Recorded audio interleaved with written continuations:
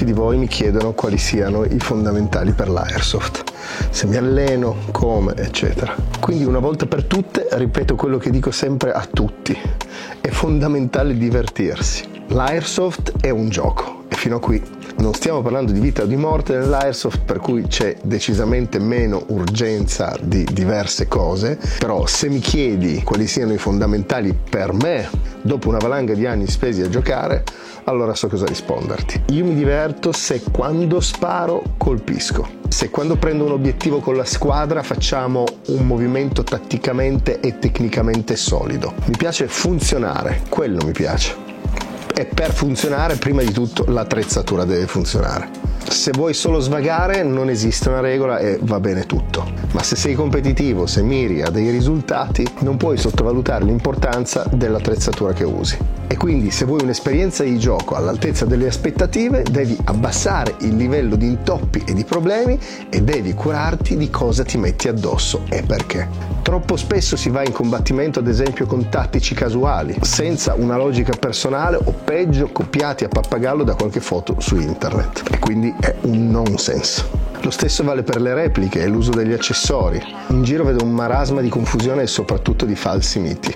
Poi ovviamente tutto dipende da cosa vuoi fare. Se competi o se esci la domenica per una sfilata. Per sfilare non serve niente e ce ne sono molti che sfilano la domenica. Per giocare invece serve funzionalità e praticità. Serve che ti regoli tutto a dovere e che ogni cosa sia messa lì perché ti serve e perché l'hai voluta. E certo, bisogna prendere spunto, ma deve avere un senso. La maggior parte dei softgunner non sanno del perché di molti accessori che hanno e del posto in cui li hanno, e questo purtroppo è un cliché. Per chi gioca più competitivo e più sul serio, diciamo che la storia cambia drasticamente. Sappiamo tutti quanto è importante il set tecnico e quello sì che è uno dei fondamentali. Bisogna costruirselo bene e aggiustarlo ad hoc, prima di giocare.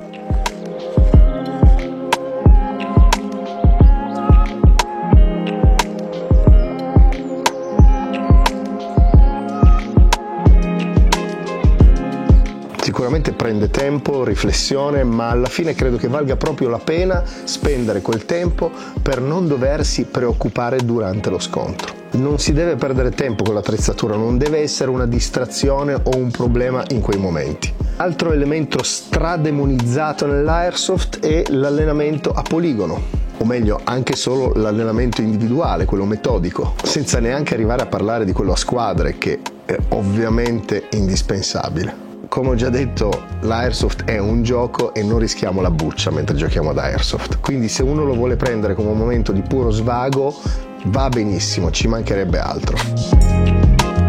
Però non incominciamo a sfottere e a demonizzare quelli che si allenano, perché sennò incominciamo a capovolgere la realtà. Io ad esempio arrivo dallo sport e per me è inconcepibile praticare un'attività senza prepararmi. Per me è fondamentale prepararmi, fare bene la cosa per cui spendo il mio tempo, che reputo prezioso. Quindi voglio capire, imparare e essere sempre più bravo nella cosa che faccio. E per fare questo esiste soltanto l'allenamento.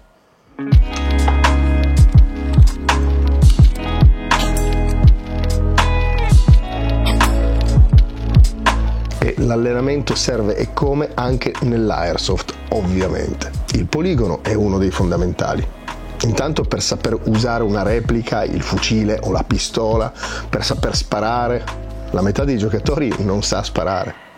Il poligono ad esempio è uno spazio apposito, ti tira fuori tutte le magagne che hai addosso.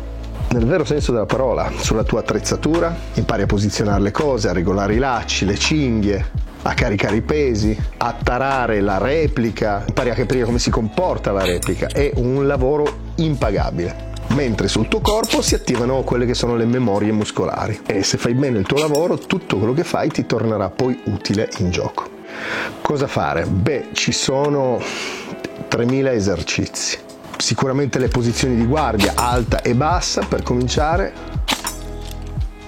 sia statiche che in movimento, prestando prima di tutto attenzione al gesto e alla posizione, l'uso della sicura, del grip anteriore, la postura, l'uso degli organi di mira, lavorare sull'anticipo e lo scarto per colpire il bersaglio in movimento. Ad esempio in questo il poligono è fenomenale.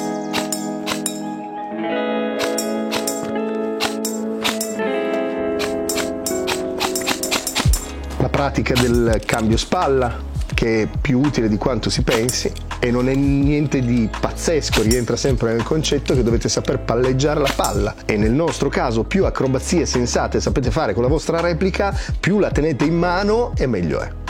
Poi c'è l'uso della pistola, anche quello abbastanza raro e sottovalutato. Io ad esempio ultimamente la sto studiando perché mi diverte, oltre al fatto che diverse volte si è dimostrata strautile, ma ovviamente è un extra e dipende da dove e come giocate, ma anche lì, insomma, imparate a tirare studiando i movimenti, le posizioni lentamente, con pazienza, per sviluppare la memoria muscolare necessaria, non pensando alla velocità, e cercando di inserire tutto quello che sarà utile per voi in gioco, che ritenete utile in gioco.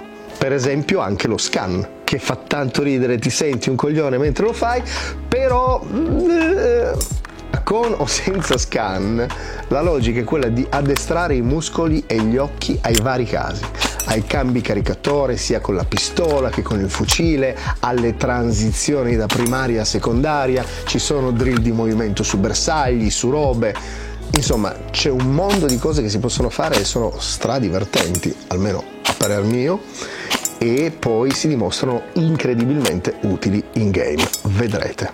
A parte il fatto che, torno su sto punto, non ci sono alternative, se competi ti devi allenare. E che rimanga tra noi, il combattimento è una competizione implicita.